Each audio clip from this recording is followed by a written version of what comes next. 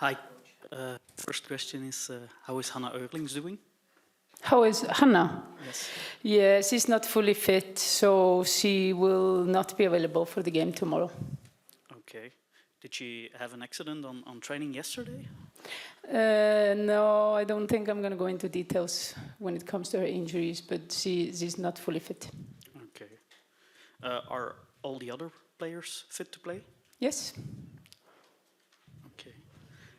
Do you think about changing a number of players tomorrow after the game of Spain? I've thought about it a lot, yes. Like between every game, I think about a lot who should be playing because you want to pick the best starting team on each game day. And now we know Hannah is not playing, so there will be changes, but how many we will see tomorrow. Other question, Kenneth? Or okay, somebody else? Yeah, Hermine. Hi, Coach. So, changes. The game, of course, it's for the honor. Maybe that's the most important, but also for leaving the tournament with a good feeling. Because if it would be a 0 points after 3 games, it's a big difference, no? So there is still that pressure, I guess. Yeah. I think in these moments, normally you wanna take the pressure away. Now you want to maybe push up the pressure a little bit because you want to make this game as important as it can possibly be. And it's about the FIFA ranking, for example. It's about the importance of coming out of a tournament with a good feeling, with good confidence, with a feeling of improvement and growth of the team within different areas of the game. So it's 90 minutes of football where we can still improve and we can still high perform. And I think it's really important to take that chance, especially because it is an important game for Portugal. So we know that they're going to come in crazy into this game. We have had many meetings. Sometimes you feel like you're sitting in a church talking about I don't know what. You're trying to change the minds of the players from not believing to believing. Sometimes you feel like you have everyone there. Sometimes you feel like you have parts of the team there. And now I really feel this morning before the training, having them in the meeting room again, going out to train. Everyone was there 100%. Everyone wants to leave this tournament with a good feeling. So we will go for win tomorrow 100%. Second question, the last game against Portugal, it was the 0-3 win. But the beginning, especially the first half hour, was for Portugal, I guess. Will it be a bit the same? Because probably they will start quite, furious tomorrow. Will probably be the same. I would never say that about a football game because you never know. Games are so different. And when we walk into the game tomorrow, I have no idea how it's going to look like. The only idea I have is that they're going to come in crazy, going forward, wanting to score goals because they need goals. And they cannot play 90 minutes thinking about if Spain is beating Italy with 5-6 goals. And then they might score 1 against us. So that's the only idea I have about the game, is that it could look like that. At the same time, I feel like we have improved a lot from the game against Portugal towards today. We are more confident on the ball. I think we feel more connected when it comes to the defensive part of the game. We really want to have a unit in the defense. It is really difficult to break. And I feel like we're getting stronger and stronger on that part. And then there are a lot of set play moments that we're always working on more and more details, and it's going to look different towards the game or compared with the game in Portugal. Okay, more questions for the coach or Elise? Yeah, Dirk. Yeah. You said you had to, or you're gonna put up the pressure for the players. How are you gonna do that? No, it's just talking about the importance of the game. It's really important that I got a question on a press conference before the game against Spain, if it was about courage or you could possibly be naive in the approach of the game. And it can also be really naive to approach a game talking about the importance of a game and and that you want to commit up to a high performance to win it. Because of what? I really think it's important to explain for the players and make them understand every aspect of the game, all from, like I said, FIFA ranking points to the importance of the games that are coming in October, the end of October against Ireland, that are going to be really, really important for us, for the opportunity of getting to the World Cup. And this is the only game we have before that. And using this game and this time together is extremely important. And yeah, you can put up the pressure a little bit using those words, for sure. I had a question about that period until now and October. How are you going to deal with that? Yeah, I have not thought a lot about it, but after the game against Spain, this thought has been sneaking into my head a lot. I have to be honest and say that, because it's weird to know that you're not going to meet the players from now till the end of October. But I have opportunity to have meetings with them, of course, and follow them with the club teams, see another players that were not with us in the Euros, and see if there are any other players to bring into the squad. And I don't know, I need to use the time extremely well, also analyzing our game and the opponents that we're going to play then. But first and foremost, we need to play Portugal tomorrow and have full focus on that. Another one on that, you were a club coach. You saw them like every day. Now you had a half a year that was very full of matches. What is in your head now? You don't have a plan, you say, but I think you need an approach. Yeah, but in my head now, I have a game against Portugal tomorrow, so that's what's going around in my brain in this moment, in my whole body. So I think when I wake up on Saturday, then maybe some other ideas are going to pop up in my brain. Okay, I heard your brain. Yes, Wim. Ok, Lisa, qu'est-ce que tu penses de ton euro? De notre tournoi pour le moment, je pense qu'on est un peu toutes déçues parce qu'on voulait clairement sortir de cette phase de groupe. Do you think about our Euro, our tournament for now? We have to look at the positive side of things. We did good things in the Euro. We have an important match tomorrow, and we're approaching this in the best way and looking for a win.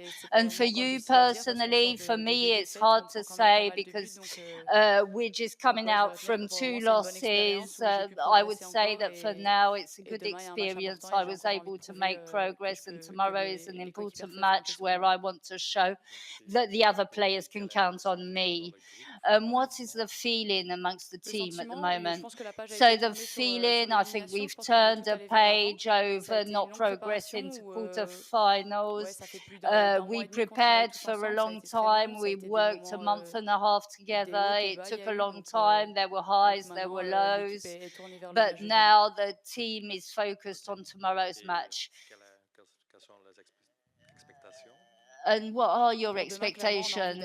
For tomorrow, we're looking for a win. It would do us good mentally to win in order to prepare the next matches in October against Ireland, which will be very important for us to qualify for the World Cup.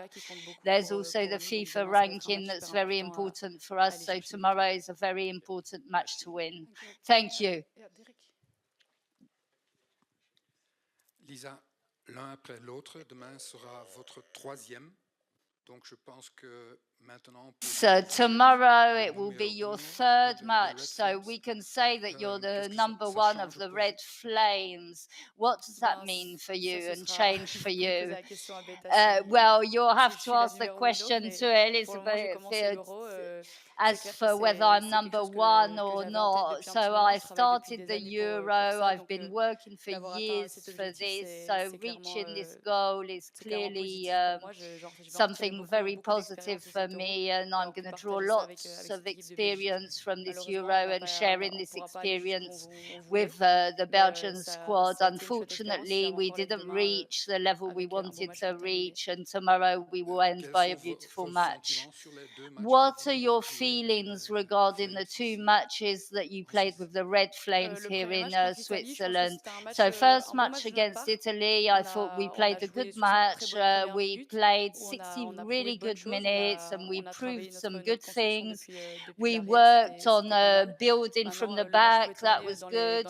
But then matches can go both ways, and it went towards the Italians' way. We weren't too good in the opponent's side. And then against Spain, they are the favourite in this tournament. On the technical and tactical level, they are very strong, but we managed to come back twice, and that's something that's not easy to do, and all teams can't claim that. We did it. So there are positive things to take out of that match. And regarding your own performance against Spain, both. They were two totally different matches. One contained less work, but in terms of quality, there were good things from Italy. And second match was hard as a goalkeeper because they had many opportunities and they were very strong technically. So the goals were very beautiful, but there's always much to do about this. Other question? Yeah, it's fine. Don't worry. Yeah. Thank you. Wojciech Nowakowski, Sport Poznań PL. My question to the coach is, as it was mentioned, you've been the club coach so far usually, and now you are working with the national team.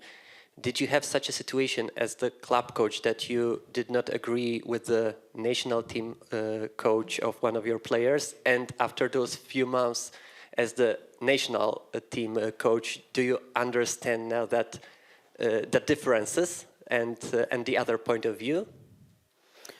To be honest, I've had very rarely had any conflicts with the national team coaches through the years. I've had huge respect for the work that the national team coaches have been doing.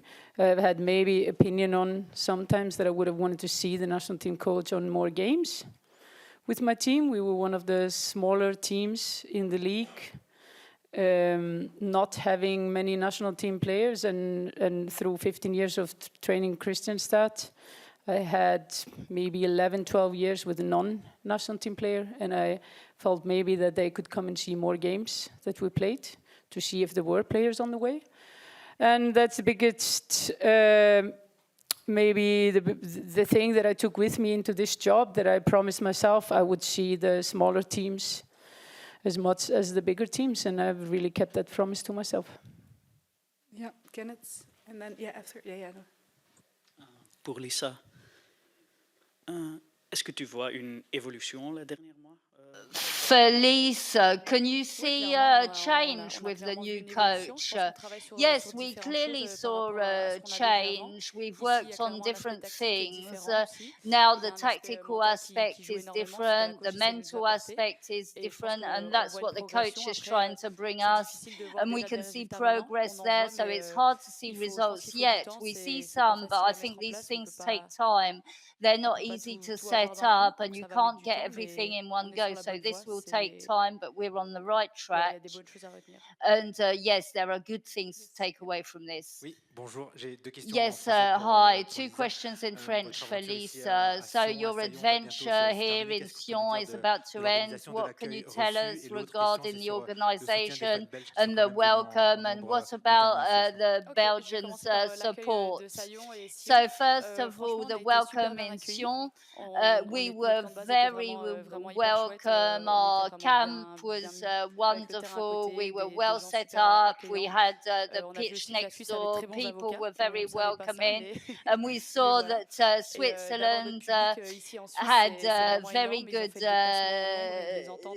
defenders. And to see the Swiss support is something that has encouraged us, and we'd like to thank them for that. Another question? Derek? Lisa asked me to ask you if she's the #1 goalkeeper now. Sorry. Yeah. You seem to be obsessed with this question on press conferences, but I understand it, and you have the full right to ask this question every time you meet me. But I'm going to give you the same answer as always. Like, I would never say in front of a lot of people that somebody is number 1 or somebody is number 2 or 3 or 4 or up to 11. Like, I pick first 11 for each game, and yeah, for a tournament like the Euros, then yeah, you want to go for your first keeper, and it's been really clear, I think, in the first 2 games that Lisa has been that keeper. Now I'm going to not see the team for months before we come to the end of the year, and we're going to play qualification games, and in between we have months of games that all of our goalkeepers are going to be playing, and it is my job to follow them week in and week out and see their performances. And I think Lisa has been playing extremely well in this tournament, and also in the previous games I've also seen good performances from Nikki. And Femke was nominated as the best player of the whole Dutch league, and the games I saw her surprised me a lot. And it's not just that. We have at least 3 keepers that have been performing extremely well in the Belgian league. And I actually said to Jan, my former goalkeeper coach, how could you pick 3 keepers for this team? Because I really see 5 or 6 keepers that could be in this squad. And the future is bright. Lisa is number 1 in this tournament, yes. What happens in October, I don't know. And that's also one promise that I promised myself as a national team coach. Never decide the 11 or the first one in any position just because they did something months ago. It has to be something they're doing today. And today, Lisa has been really good.